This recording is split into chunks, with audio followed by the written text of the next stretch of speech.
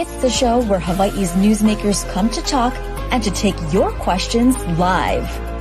From the nation's capital to Honolulu Hale, from the state legislature to the fifth floor. We bring the experts to you and ask them what you want to know. Spotlight Hawaii with Yanji Denise and Ryan Kalei-Suji on the digital platforms of the Honolulu Star-Advertiser.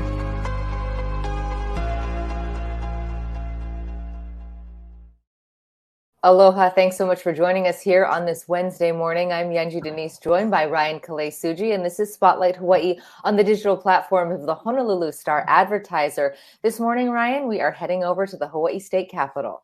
That's right. We're going to be heading to the fifth floor and catching up with Lieutenant Governor Sylvia Luke, who joins us this morning. Good morning, Lieutenant Governor. Thanks so much for joining us. Thanks for having me, Yanji and Ryan.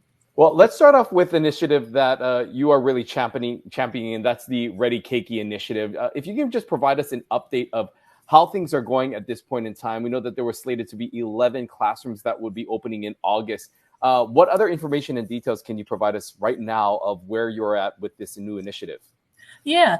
So the exciting thing is, the fact that the legislature provided $200 million last year, and for us to be able to open something even within basically a year of funding is really exciting and really a terrific outcome for state government. A lot of times people criticize state government for things being really slow and really over budget, but we were able to get the cost of every classroom down from about an estimate of $1 million to $500,000, and they're ahead of schedule. So 11 classrooms will be opening in August. But the exciting part is, let me give you an example. So for instance, one of the classroom is Lincoln Elementary. And within a week of announcement that Lincoln Elementary will be opening 20 seats for 3 and 4-year-olds, Lincoln Elementary received about 9 applications immediately. So clearly there's a need out there, but I just recently got a new report and update from the number of applicants, and Honolulu Elementary out in the central area, they received, as of last week, 32 applications. So it's 38 applications for 20 seats. So it's, in a way, it's really great news, but in a way, it's really sad because there are close to 40 parents out there wanting to send their kids to a public preschool. A lot of times people say, hey, state government, you're only doing it for low-income families, homeless population, and what are you doing for the middle-income families? And free public preschool is the key to helping our working class. And the fact that Honolulu has now built up a wait list, we will be contacting the Department of Education and Honolulu to see if we can open 2 classrooms instead of 1. Wow. Yeah. Let's talk about that demand and the flexibility that you may or may not have going from 2 to 1. Is it a matter of facilities? Is it a matter of staff? And I imagine that once the word gets out about these facilities, you could have that wait list replicated throughout the 11 and beyond. So how do you manage that? And what's the next milestone beyond the 11? Yeah. So what we are doing is we are building a wait list. So we are welcoming anybody who wants to apply. And then based on the wait list, we can assess, hey, as opposed to 1 classroom in Honolulu, we're going to need 2. We also had a discussion with Waialae Elementary. Waialae Elementary has a wait list of 100. And the only reason why they have a wait list of 100 is because they cut off the wait list at 100.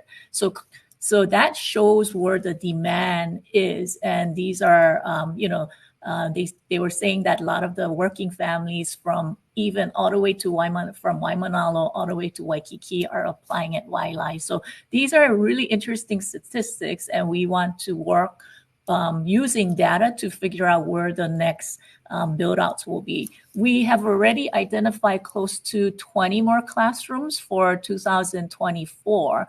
What we're hoping is that these 11 classrooms are being constructed right now. If they finish early, we may start construction on the next set in the summer. Another concern with not only finding the facilities is finding the teachers that are going to be able to staff this. What can you tell us about the staffing front for these classrooms? Do you feel confident that these classrooms will not only be equipped with personnel and teachers, but be able to handle this demand that you speak of? Yeah, the Ready Keiki initiative has not only looked at the construction portion, but it also looked at the workforce portion as well. The great thing is because of this, the interest in opening public preschools, Chaminade has stepped up, and so Chaminade, in working with Kamehameha School, is offering, I think, 50 scholarship on a yearly basis, completely free for people who want to enter into a pre-K education field. We will also be announcing new programs by University of Hawaii. University of Hawaii is currently tailoring their programs and their curriculum to concentrate on pre-K teaching degree, and we are also working with the community colleges. I just want to really thank Yuko, who is the head of the Executive Office of Early Learning, because she has already identified the personnel for these classrooms and more. She's identifying more teachers as well. Yeah, it's wonderful to hear about those successes, and that can be really life-changing. We've talked about it, what that does for children and families. I want to switch gears a little bit and look back, if you will, at the session. We did not have a chance to talk to you since the session ended, and I'm curious to know your thoughts. There's been a lot of ink spilled about the last few days of session, those 48 hours, and what went down with the budget in the end. Given your extensive experience in the leadership roles on the floors below you, what are your thoughts about what happened there? I think this was a challenging year only because we had a new administration, and there were a lot of different factors. So you had the new governor, a new team, new budget office. Along with that, we had a new finance chair, and I think the only person who was a continuing person was Senator Donovan De La Cruz. When you have all new factors rolled into it, and in addition to that, they were looking at a considerable amount of surplus. And a lot of times in a tough year, it's tough, but it's also tough in a large surplus years in how to allocate.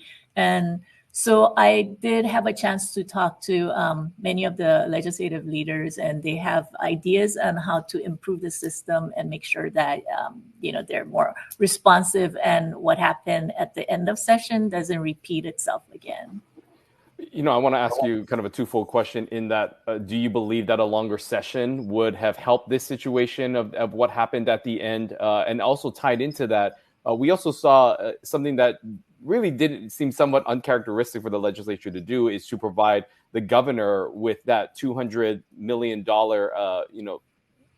additional funds to sort of make adjustments as needed to his discretion of where he wanted to allocate some of that funding. Do you believe that that was a result of this timeline? And did you agree? And would you have done that essentially, and given the governor some of that, more of that power to use his discretion of how he would use those funding? And do you think the timeline of all this played into that? I don't really think so, only because if you look at the origin of the $200 million, the origin of the $200 million started in the budget when the governor submitted his budget, and that was partly the prior governor's budget. So the prior governor, David Ige, put in a $500 million allotment used to be set aside for repair and maintenance. And the idea was the 500, because there's so many structures in the state government that needed like constant repair or constant adjustment. The prior governor put in $500 million, and that wasn't changed by the current governor.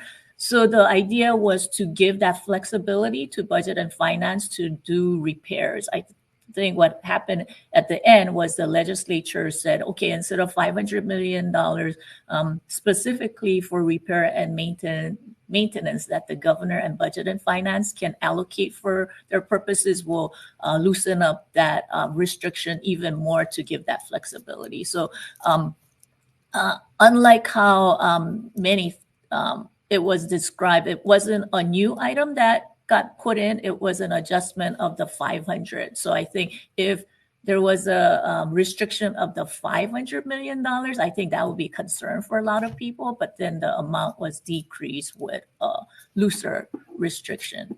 And as to your other question about an extended or longer session, we grapple with this issue even when I was at the legislature. Is 60 days sufficient? And there will be always people out there who will say 60 days is actually, you can get a lot of things done in 60 days because it's actually 4 months, right? Because you build in recess days and you don't count the weekends. And there's pluses and minuses because you should be able to get, if you know your timetable, you should be able to get your work done within the legislative timetable. And it's managing time and making sure that you get your work done. And I think there will be a lot more frustration if it became a full-time legislature or full-time session because there's challenges with that as well. One of the things that the governor has laid out as a priority for that $200 million is basically rescuing the Hawaii Tourism Authority. We do want to note that John DeFries will be stepping down in September, and Jimmy Tokioka, who's the new head of DBED, was on this program on Friday. He'll be joining the HTA board once he's approved. He is the governor's nominee there. He said that they do not plan to put in a new head of the Hawaii Tourism Authority to replace John DeFries, probably until after session when they have a more clarity about what the legislature would like to see out of that organization. In the meantime, we could have quite a lengthy amount of time with this important agency without true leadership. What are your thoughts about, delaying putting someone in there? Do you agree with that decision? And your thoughts about what happened to HTA overall? First of all, I think Jimmy Tokioka is the perfect person to head DBED.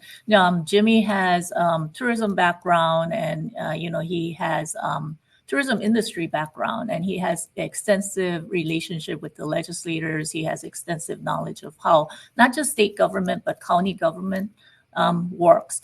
I know that as soon as Jimmy got appointed, he focused significantly on HTA because HTA just in the last several years have tried to transition from simply marketing, simply moving from marketing entity to destination management. It's terrific that this year HTA has provided 2 RFPs, one for marketing and one for destination management. And destination management has been awarded to CNHA, a terrific Native Hawaiian nonprofit organization. So I think there will be a lot more different focus and objectives coming out of HTA. I am somewhat concerned that HTA board will not be naming a new director because, when Mr. DeFries departs in September, there still needs to be some leadership, continuing leadership between September and at the end of the legislative session, because there will have to be a lot of discussion and a lot of movements as we help HTA transition into this destination management entity that everyone wants. Yeah, let me just follow up on that. Do you think that is somewhat detrimental to HTA? I mean, there has been talk, and it almost, was disbanded altogether during this last session without a leader in place and someone to maybe advocate for them at the state capitol, and no one in that position. Do you worry about what happens to the organization and entity as a whole without someone steering the ship there? Yeah. We have really terrific staff at HTA, and then the board of HTA is taking an even more active role. So I think they'll fill some of the void left by having no executive director. But let me kind of go back a little. I think just because they don't have a designated executive director doesn't mean that they won't have an acting director. So they will probably have to work with the acting director, because I can't imagine any entity coming in and saying, okay, we don't have a head and we have no leadership. But because Jimmy has been working very closely with HTA, I am confident that Jimmy will help guide them and direct them to where they need to be. Yeah, and to be clear for anyone who missed that interview, he did say that he would be tasking some of the deputies to take on more responsibility, but that they would not appoint not a real person, but a person to that role until this session came through and there was more clarity. I want to ask you about the governor's veto list. What are your thoughts about the items that he's identified as needing to cut, given the budget constraints now and the new projections? Do you agree with his cuts? I think the governor has taken a really prudent approach. Even for myself, when we look at the state government, we need to make sure that, hey, we have to take a prudent approach and take a look at what happens, not just next year, but 6 years from now. Because the legislature provided a lot of room for adjustment. So, for instance, putting $500 million into rainy day fund. I know the governor is thinking about maybe not depositing the amount into rainy day fund as one of the options to shore up the budget in the future years. And I agree with that approach only because, when I left the legislature, the rainy day fund had about $400 million, a few years ago, it had about $400 million to help us through the pandemic. Before I left the legislature, we deposited a significant amount. So now the rainy day fund has, I think, close to about 700. So adding another 500 to make it over $1 billion, especially in a year where we will need those resources to go into other areas, may not be the best approach. And I think the legislative leaders also saw that, and that's why they're not objecting to the governor putting some restrictions in some of the areas. There have been other big pockets of fundings that the legislature invested in, for instance, infrastructure funding, and depending on when construction is done, you can restrict and then try to release. Look at what's happening with Department of Education. Department of Education has about $1 billion worth of unspent construction contract that still need to be sent out. So you can see how some of these funds that the legislature invested for infrastructure could potentially, because there's a backlog of the state being able to get out many of these contracts in a timely basis. It has been some time since we caught up, but since we last spoke, there has been some reporting and some criticism amongst your office about staffing and just overall office expenditures. If you can tell us about some of the staff increases, the cost increases, and some of the calculations that you had to do, and the criticism that maybe came upon your office during this time. Yeah. So when we came into the office in January of this or December of this year, we took a look at what are some of the needs of the office. And thanks to the governor, the governor directed us to take on large projects, including pre-K and broadband and other things as he deems that we need to do. So because of those policy issues, we reorganized the office before we brought anybody in, and brought in a lot of policy folks who knew different areas in Department of Education or other budget areas. And so it was through the reorganization that we staffed up. So these weren't, even if they're being kind of phrased as raises, but these were new employees who didn't get raises. They were new employees who got hired after I came into the office. As far as the budget is concerned, the budget will close at the end of June. And, we don't have a shortage. We actually have about $9,000 that we will return to the general funds. Speaking of broadband, There was some big news yesterday about a large infusion of money, and I want to ask you about that. $149 million from the federal government through the investments. I want to make sure I say the bill right. Infrastructure Investments and Jobs Act. This is on top of the $115 million that the state got through the American Rescue Plan for broadband. We are looking at just a glut of money to go towards something that the state does need, especially in our rural communities. We know that you're tasked with managing a lot of this. How are you prioritizing and figuring out who should get the money? And given that it is coming from the federal government, I'd imagine that there are strings attached. How soon do you have to spend it? And do they get to decide where it actually goes? Yeah. So in addition to, so if we can take it a little back, we have already received $115 million of broadband money to build out what's infrastructure. So those would be lines that go to the homes or go to areas that really need help. So in addition to the $115 million, the federal government just announced yesterday or a few days ago that the state of Hawaii will receive an additional $149 million. Unlike the $115 million, the $149 million will require a state match. And so that's why into the state budget, we were able to put in $30 million or $33 million as a state match. But the $149 million in new monies that we'll receive is more than what we had anticipated. We thought we were going to get 100, so that's why we put in the 33. So now we actually need about $50 million to match the 150.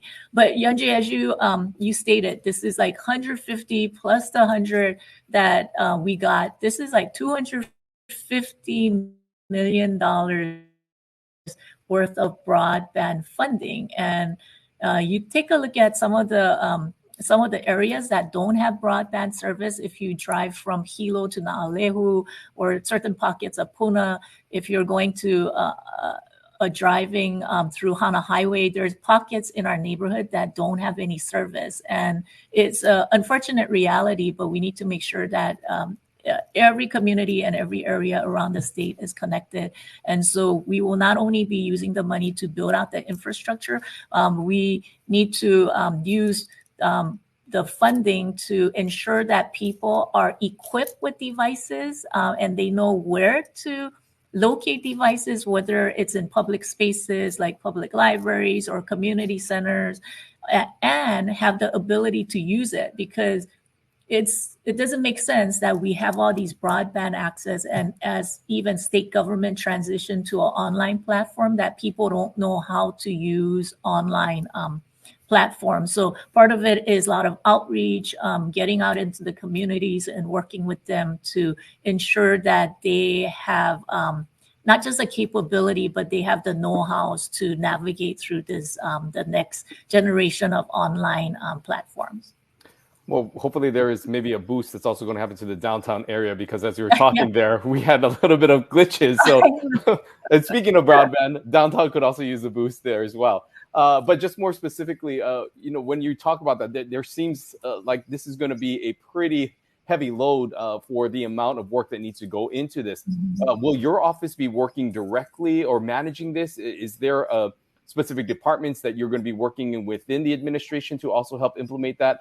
And additionally, what other services, when we talk about cybersecurity and just overall safety, does that factor into any of the, side, pieces of this allocation where, of course, we want broadband access, but security, I would imagine, is a big component to that as well. Yeah. And Ryan, I mean, you're so right, because, broadband is not just the rural issue. I mean, because in downtown Honolulu, a lot more people are using broadband. The capacity issue is so limited. So actually, when you were talking, we were all glitching out a little because a lot of people are maybe tuning into your show. And so I think for us, the governor has designated our office to help spearhead this project. We are working very closely with the University of Hawaii. We're working with the DBED broadband office. And in addition to that, every county is really ramping up their broadband efforts. And we want to make sure that we're not duplicating or overlapping services. And it takes a lot of coordination. On top of all these, Department of Hawaiian Homelands also receive their own portion of broadband funding. So as you can see, you need an overall strategy on how to maximize federal dollars and making sure that the areas that really need concentration get the need that they want. Yeah, and how fast do you have to spend this money? I mean, what's the time frame for using these funds? So generally, it has about 5-year timetable. So we have to, right now we're in the planning stages and we have to submit a plan in about a month. Actually, it's coming up very quickly. And then it will require spending in about 5 years. But some of these things like the infrastructure build out may take longer than that. So it is going to be several years in the making. One more thing before we let you go. We know that you also just came back from Las Vegas. You attended the CNHA conference, and you mentioned their role in this HTA contract. But I'm wondering if you can just give us your assessment of the conference as a whole, and just your thoughts overall of this idea. You know, the conference was held in the mainland specifically to help illustrate the fact that more Native Hawaiians are living outside of Hawaii. Your thoughts and takeaways from that conference overall, and the role CNHA, their presence and their role in government and Hawaii's future moving forward. You know, CNHA has become so impressive under the leadership of Kuhio Lewis. They're taking on initiatives that CNHA has never even or even we never anticipated CNHA would go. So for instance, they're taking on destination management, they're taking on large project. And I know there were some pushback against CNHA bringing their convention to Las Vegas. But the reason why they did that is because there's a large number of not just Native Hawaiians, but formerly Hawaii residents residing in Las Vegas. And that's the reality of what we're living in this day and age. We are, you know, many residents are being priced out of living in Hawaii and having to move abroad, whether it's Las Vegas, California, elsewhere. And that's and the fact that CNHA recognized that, and whether you're Native Hawaiian here, whether you're Native Hawaiian on the continents, it's our responsibility to address some of the needs out there. We spoke to the woman out in a small Native Hawaiian group out in Chicago, and they led the fight against that restaurant, the Aloha Poke restaurant. And so we have allies around the continent, and it's important for us to stay connected and how we can share information and how we can support each other. So it was really, you know, I was so privileged to be invited to CNHA to be their keynote and be on a panel with them. But, you know, it was a great experience, and you can see the engagement and them being energized about taking on this kuleana to take care of the needs of Native Hawaiian population, not just statewide, but, you know, worldwide. We're almost out of time, but before we let you go, I wanted to ask you just a final question about how you're enjoying the job right now and your relationship. We always like to know about how things are going between you and the governor, and what that working relationship, how it's shaping up, and how you would assess it. You know, whenever the Gov and I are together, I think people see right away that we really truly like each other, and we're good friends, and we share each other.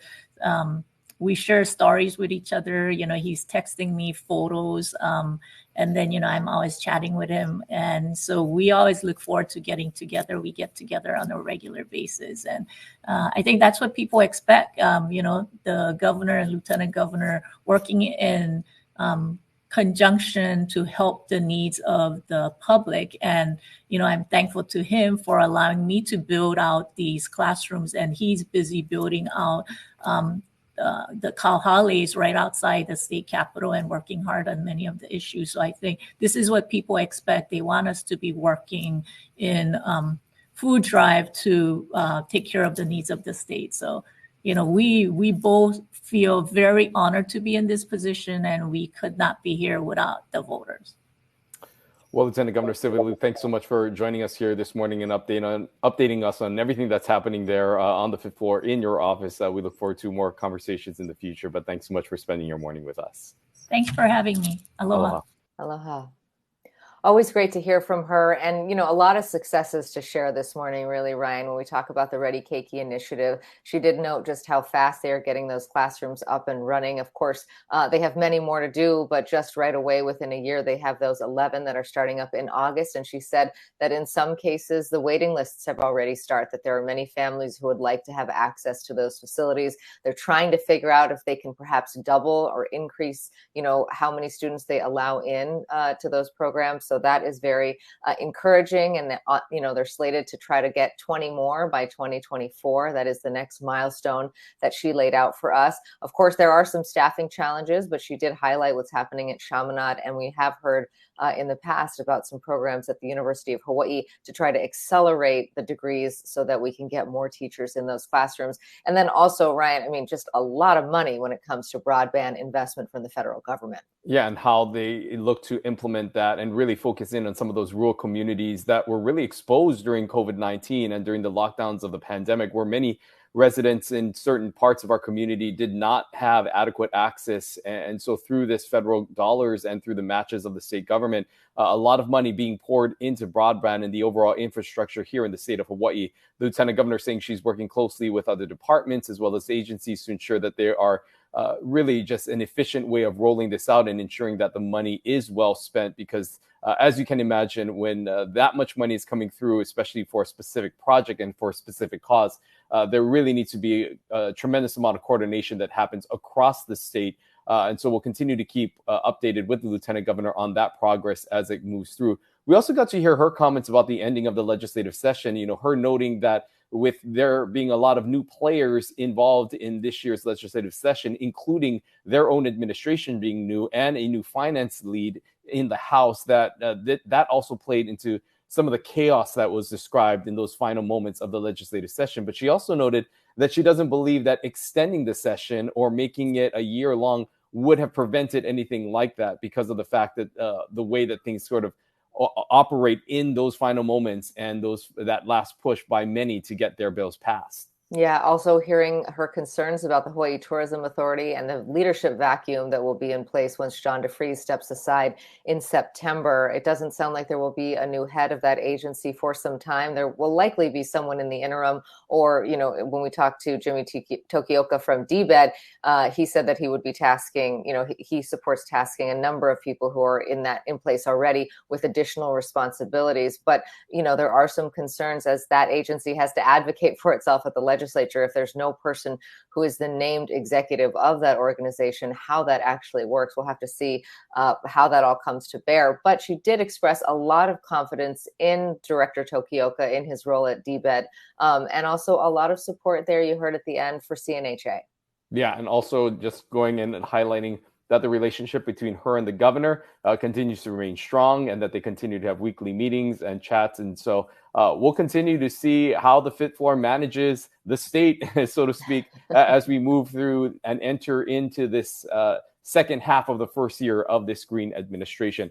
On Friday, we're going to be speaking to someone else who's a part of this administration, and that is Ed Sniffen, who heads the Department of Transportation. Of course, a big milestone moment happening with the rail getting underway. Of course, the rail is a city project, but the Department of Transportation also has a number of large projects, improvements that's happening at the airports. When you look at transportation as a whole, it is a very important department in state government. And so we look forward to hearing from the director about some of the updates and some of the progress that's being made on that front. We hope you'll join us right here on Friday for another episode of Spotlight Hawaii. Aloha. Aloha.